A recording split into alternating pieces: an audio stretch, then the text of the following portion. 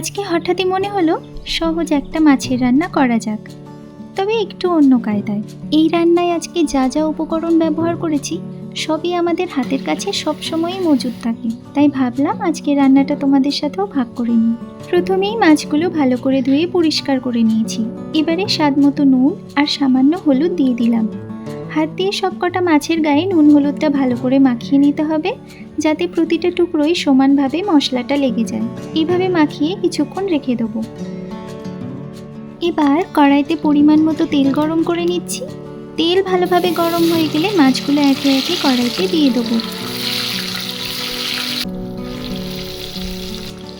এক পিঠ ভালো করে ভাজা হয়ে গেলে এবার মাছগুলো উল্টে দিয়ে অন্য পিঠটাও সুন্দর করে ভেজে নেব। দুই পিঠই হালকা সোনালি হয়ে এলে বুঝবো মাছটা ঠিকমতো ভাজা হয়ে গেছে। তোমাদেরকে বলতে বলতেই আমার এখানে মাছ ভাজা হয়ে গেছে। এবার এগুলোকে তুলে নিচ্ছি। এইভাবে বাকি মাছগুলো দু পিঠ সোনালি করে ভেজে তুলে নিলাম। এবারে একটা পেঁয়াজ লম্বা করে কেটে নিয়েছি, সেটাই দিলাম, আর তার সাথে দিলাম কুচি করে কাটা একটা টমেটো। পেঁয়াজ আর টমেটোটা একটু নরম হয়ে লালচে হওয়া পর্যন্ত ভেজে নেব। এরপরে দিয়ে দিচ্ছি স্বাদ মতো নুন, কাশ্মীরি লঙ্কার গুঁড়ো আর হলুদ গুঁড়ো। মশলাগুলো ভালো করে কষিয়ে নেওয়ার পরে এবারে আগে থেকে ভেজে রাখা সেই মশলাটা দিয়ে দিচ্ছি। এই যে মশলাটা দিলাম, এটাই হলো আজকের স্বাদ বদলের স্পেশালিটি।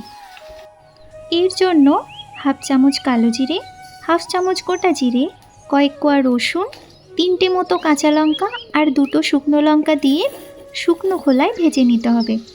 ঠান্ডা হয়ে গেলে এটা বেটে নিতে হবে।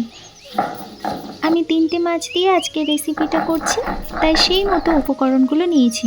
তোমরা প্রয়োজনে কম বেশি করে নিও। এখানে আমি মশলার বাটি ধোয়া জলটা দিয়ে দিচ্ছি। ভালো করে এটাকে কষিয়ে নিতে হবে।